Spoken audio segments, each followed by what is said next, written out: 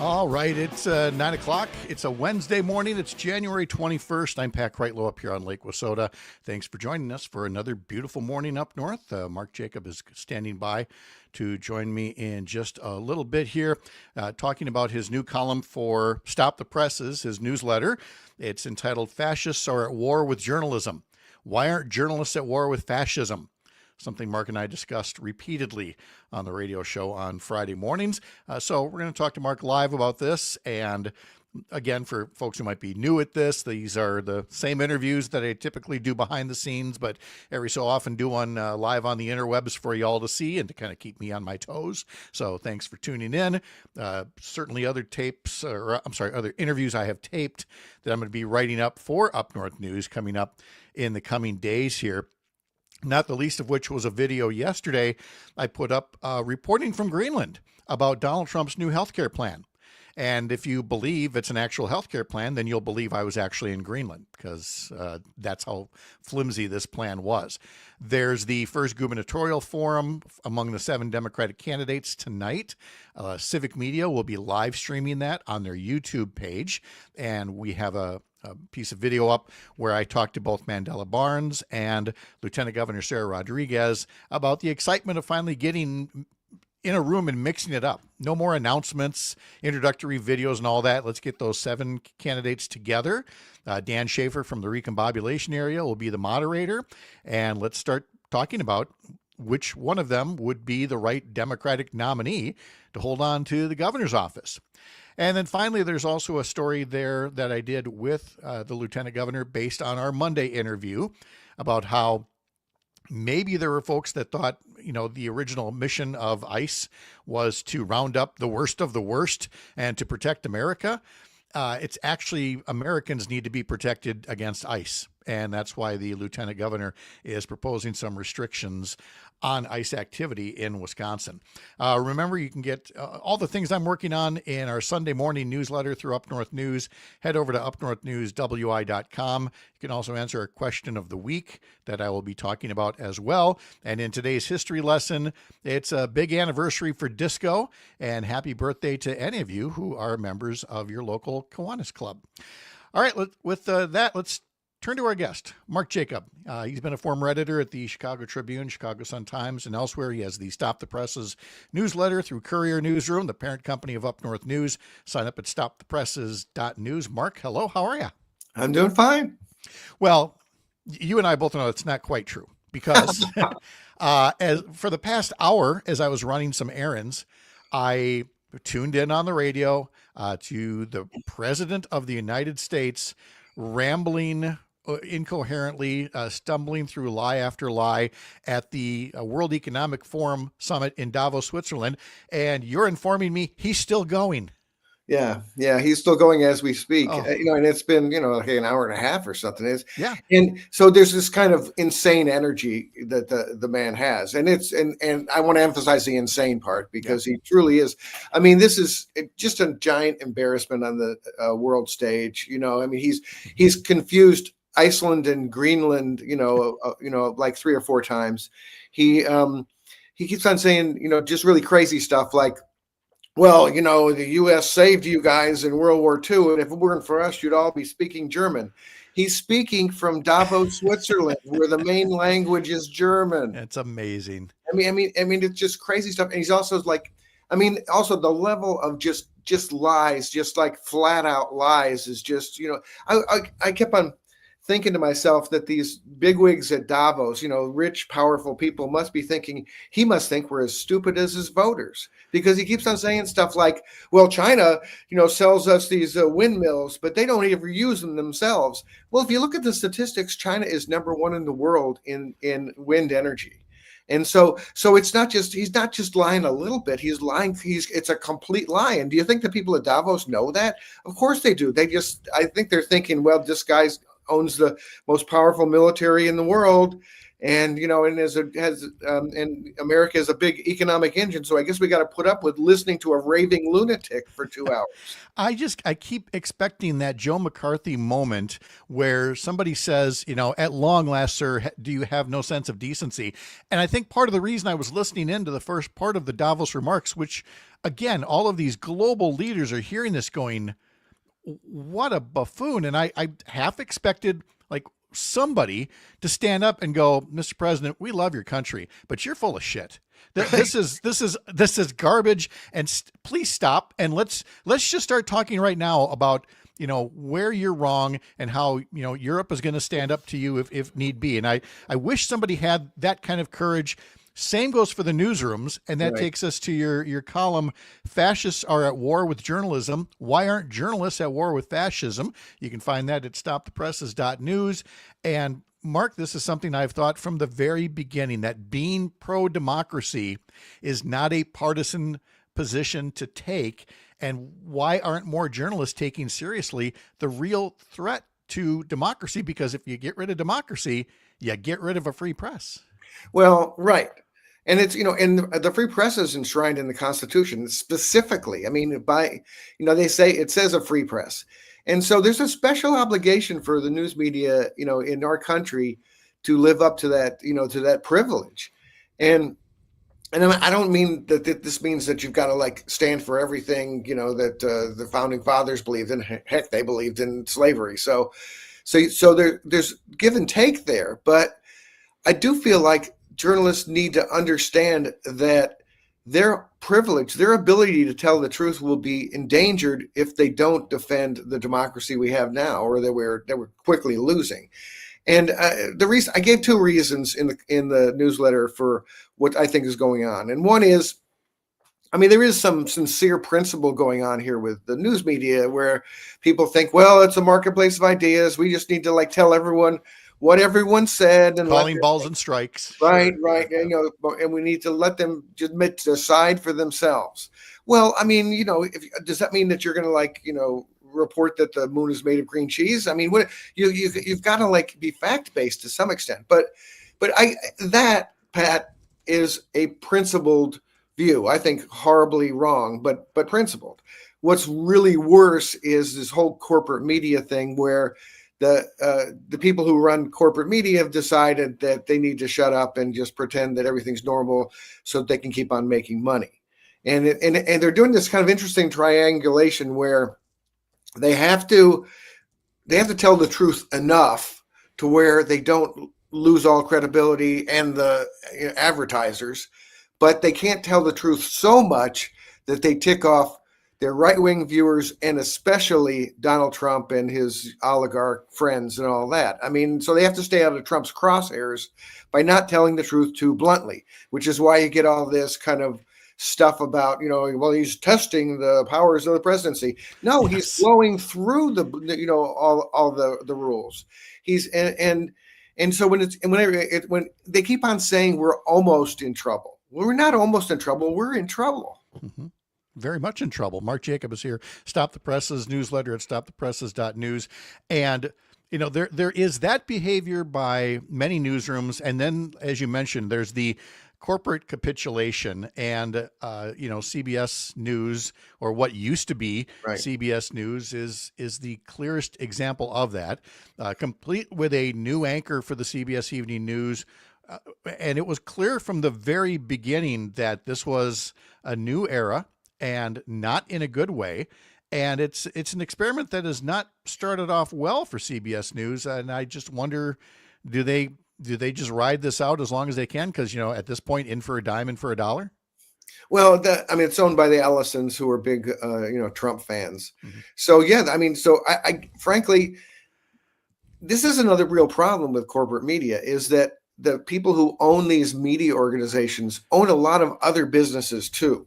The Ellisons own a bunch of stuff. And so they need to stay in, Trump's good graces, they think. So So if they have to sacrifice their news product in order to be safe on their other businesses, they're going to do it. That's what's happening in the Washington Post too, where Jeff Bezos doesn't want Trump messing with Amazon, so he lets the Washington Post editorial board be completely right wing and insane and endorse people like Pam Bondi.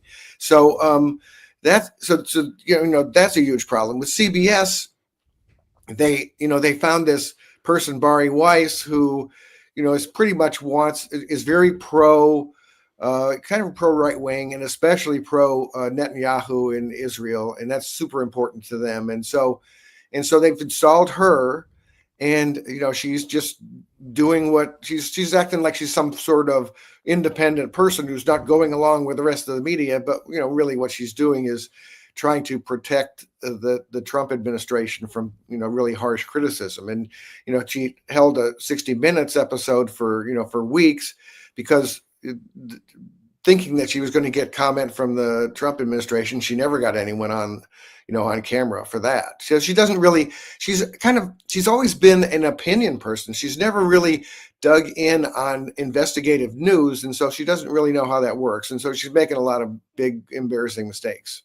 A little closer to home here from Western Wisconsin, our neighbors in Minnesota are going through, they're going through hell right now, to put it mildly.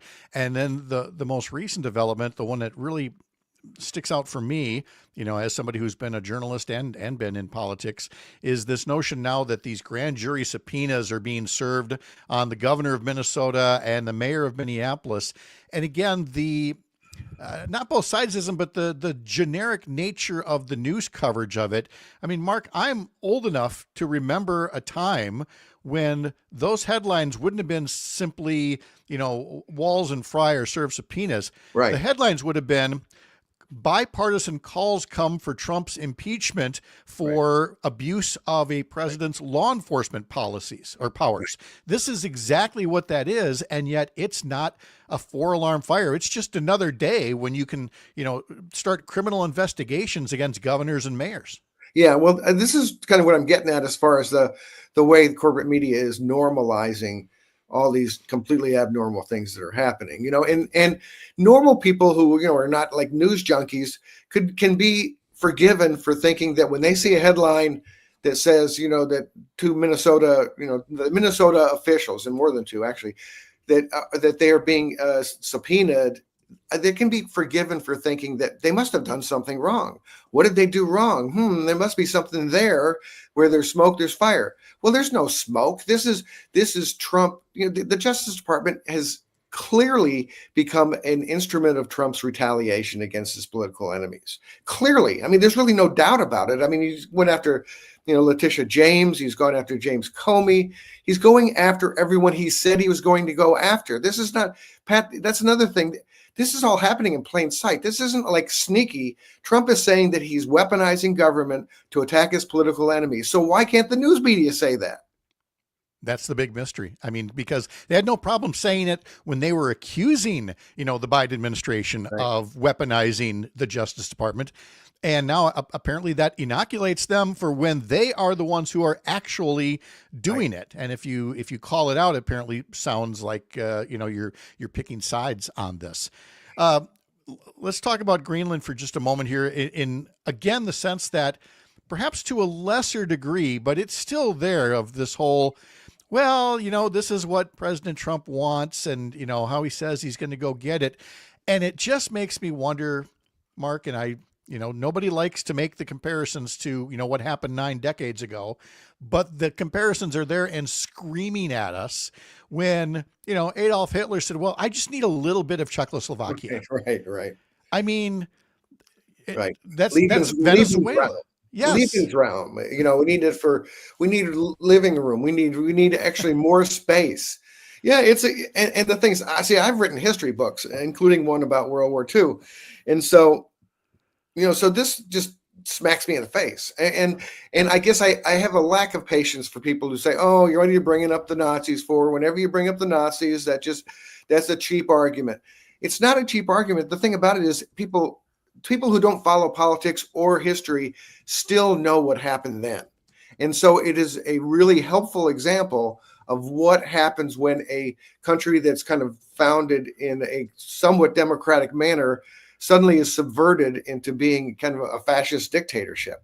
And Pat, I've actually tried to not bring up the Nazis all the time. I bring up Stalin, I bring up Mussolini, I bring up Idi Amin in Africa, because the whole thing about becoming a dictator, it's not an exclusive realm of Europeans or of Germans. It's what bad people have done in the world forever, and so but there's a playbook for it. When you see Trump saying, when he goes after groups like that, one of the things that most offends me is how he's going after the Somali immigrants now, and before he went after the Haitian immigrants. And so, isn't it funny that they both have dark skin? I mean, I don't think that's a coincidence.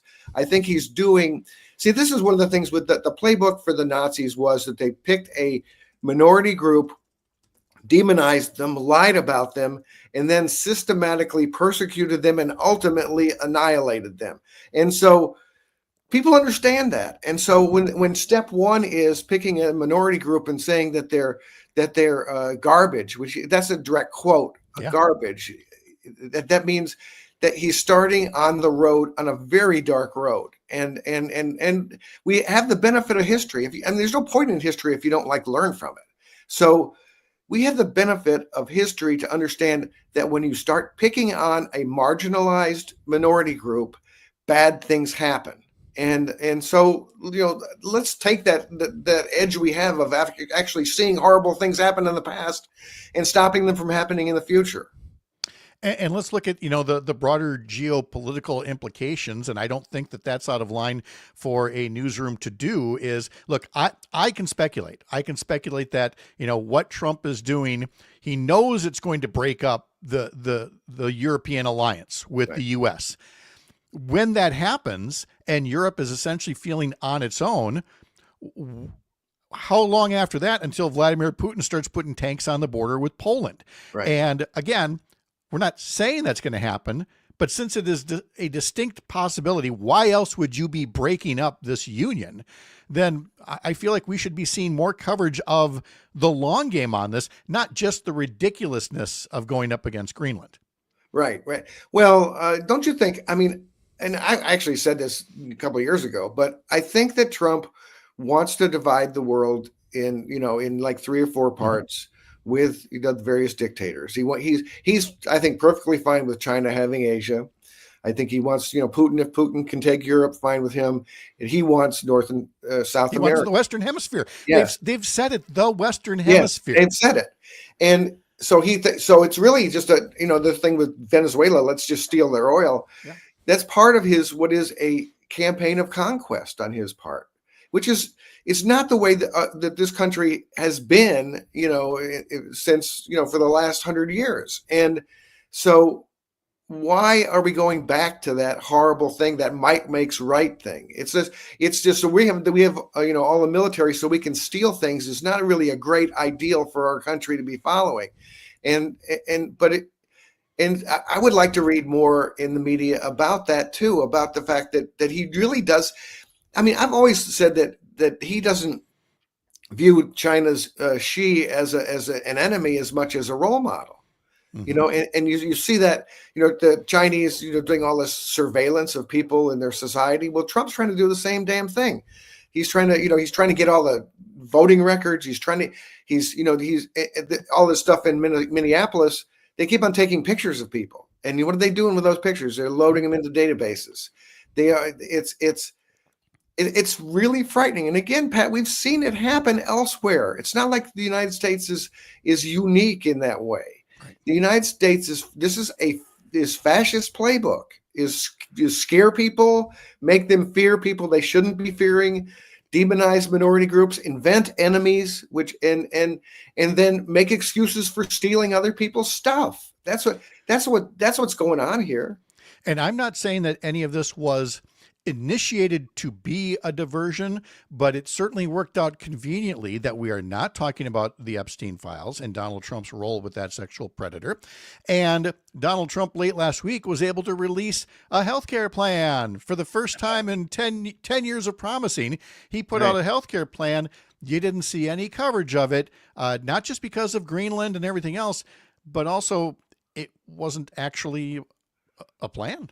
Yeah, actually, this is one of the good things the media did there because Trump had a healthcare plan that pretty much was saying, "Hey, Americans, take care of your own healthcare." I mean, that's pretty much what his plan was. After 10 years of promising one every 2 weeks and it not showing up, he has one that says, "Well, you're on your own. Take care of yourself." And so I actually was glad that the news media did not, go nuts with it and pretend it was more than it was. There's a lot going on right now, Pat, as you well know. The Epstein thing is, I mean, I really think that these are very horrible, cynical people, especially when you get to the JD Vance and Stephen Miller level. Those people are sociopaths. I mean, they want to steal everything good that we have in this country and replace, and they want to, they want to steal. They just really want money and power is really all they want. And they'll get it. They want to get it any way they can. So I think that their plan here is to keep on delaying the Epstein stuff until they can put troops in every American city and, close down news outlets and, and complete their attempt to create a dictatorship, because there's really no doubt that they're building a dictatorship right now. There's so much evidence of it. This is the thing I keep on harping on, is that you get the New York Times and various other news outlets talking about individual things that the Trump regime has done that have violated laws, violated norms, and increased government power. And, what Minneapolis is a great example, and what happened in Chicago again. They're making war on the American people. And so you get individual reports about it, but you don't get this sweeping picture about how the Trump administration is trying to build a dictatorship and is well on the way. And so this is what good news outlets do. When I was at the Chicago Tribune and was Metro editor, we would talk about how we needed to hit the total button on stories. Like, we would do individual stories about how the city was paying a lot for police misconduct lawsuits. And then we said, well, wait, let's hit the total button on that. And we did a big story about how over the last 5 years, how much the city had spent on police misconduct. And that had much more impact because it was a sweeping story. We had hit the total button on it. Well, why won't the news media hit the total button on everything that the Trump administration is doing and say they're building a dictatorship? Because that's what they are doing. And people want to believe that just can't happen here, but they've said that in other countries as well. Yeah, and it can happen here, and appears to be happening right under the noses of the very people who are supposed to be sounding the alarms about all of this. You can follow his current column and all the past ones at stopthepresses.news. Mark Jacob, great to talk to you as always. Thank you so much for being here today. Yeah, see you next time. All right, we'll have our question of the week, and let's see, what else have I got here for you? Oh, of course, today's history lesson, all coming up next. I'm Pat Kreitlow. You're up north.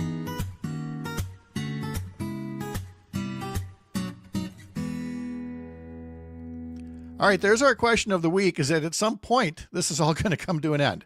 And because pendulums do swing, and there will come a time when Donald Trump is out of power and that Democrats will again have control of Congress and the White House. It might be 2029, might be later, but if it is 2029 after the next presidential election, how should this nation begin to heal? And I laid out a couple of options in our Sunday newsletter that range from prosecute them all, every last one of them, to just Trump, make an example of him, to let it go. Just let it all be. And I'm getting a wonderful range of answers in all of those areas. And so I really appreciate the input. Keep it up, because then I'll have those answers in next Sunday's newsletter and a brand new question of the week. And you can always submit ideas for that as well in the comment sections of these little broadcasts, or, email us over at Up North News. We'd love to get your thoughts. All right, let's see. Today's history lesson. I have a link in the comment section to a video. Because again, that's the one good thing, not having the radio show anymore, is instead of just playing the tunes, I can give you a link and you can watch the cheesy videos. And do yourself a favor and watch the video to Night Fever by the Bee Gees and marvel at what music videos once were in the late 1970s, because it was on this day 48 years ago, this day in 1978, that the soundtrack album to Saturday Night Fever hit #1 and would stay there for 24 weeks. On this day in 1984, a couple of events in music. The single by Yes, Owner of a Lonely Heart, was the #1 song this day in 1984. And on that same day in 1984, Bon Jovi released their debut album, a self-titled debut album. The first track was Runaway. It was the group's debut single. And we used to say this about Dick Clark, but John Bon Jovi, I mean, who did he make a deal with that you tell people, oh yeah, he was new on the scene in 1984, and people go, no, he can't be that old. Yeah, he actually can be. Speaking of old, let's get to the birthdays for today. Jack Nicklaus, the golfing legend, is 86 years old today. Let's see, Billy Ocean, singer, Caribbean Queen, and others, is 76 years old today. Actress Gina Davis is 70 today. And Baby Spice, Emma Burton, is 50 years old. Celestial birthdays today include Wolfman Jack, who was born this day in 1938. Wolfman Jack was born Robert Smith in Brooklyn. And in the 1960s, he would blast out rock and roll from a blowtorch of a transmitter across the border in Mexico at station XERF, and went on to much fame from that point on, and passed away in 1995. Musician Edwin Starr, he had the single War, was born this day in 1942, and so was Mac Davis, the late singer and actor who had, Baby Don't Get Hooked on Me, and several other songs in that early country rock era. On the history pages, on this day in 1793, Louis XVI, having been found guilty of treason by the French National Convention, lost his head, executed by a guillotine. On this day in 1915, Kiwanis International was founded in Detroit, so happy birthday to you Kiwanians.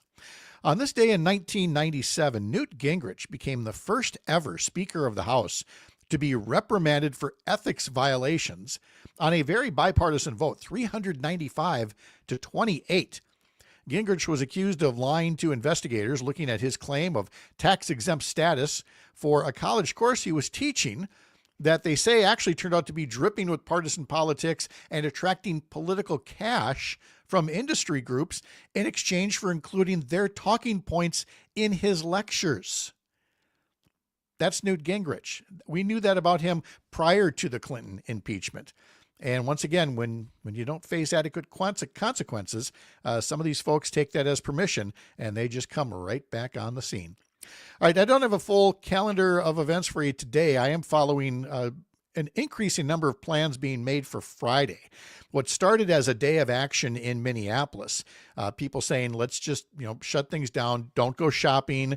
For some folks, don't go to work. That seems to be taking on some life. Now, I know a lot of folks took advantage of yesterday's one-year anniversary of Trump's inauguration to stage a walkout, and we've got some video that I'll be putting together later today of some of the walkout activities that happened in the Madison area. But it looks like things will be happening in the Twin Cities on Friday, and maybe spreading from there to protest again essentially the reign of terror that Donald Trump has unleashed with his own private military. And finally, as I mentioned earlier, this is the evening that marks the first gubernatorial forum with the 7 Democratic candidates for governor. It's happening in Milwaukee, and our friends at Civic Media will be live streaming the event over at the Civic Media YouTube page. All right, I got to go over to my day job at Up North News now. And initially, I didn't think we were going to have a visit on Friday. I was planning to travel down to Dallas to visit a daughter and some grandsons. We canceled that last night because we're predicting what this weekend, 20, 25 below at some point. It's going to be, they've got winter storm warnings out already for the Dallas area. Ice storms are possible. And I just don't have a lot of faith that, we'll be able to fly in and out of Dallas during an ice storm. So I'll be around on Friday. We may put a little something together here. So just keep an eye on this page for more. In the meantime, be sure you subscribe to my newsletter. Head over to upnorthnewswi.com. Follow us on the Up North News social media posts. Thanks for all the kind words, as always. People sending notes to P.O. Box 27, Chippewa Falls 54729.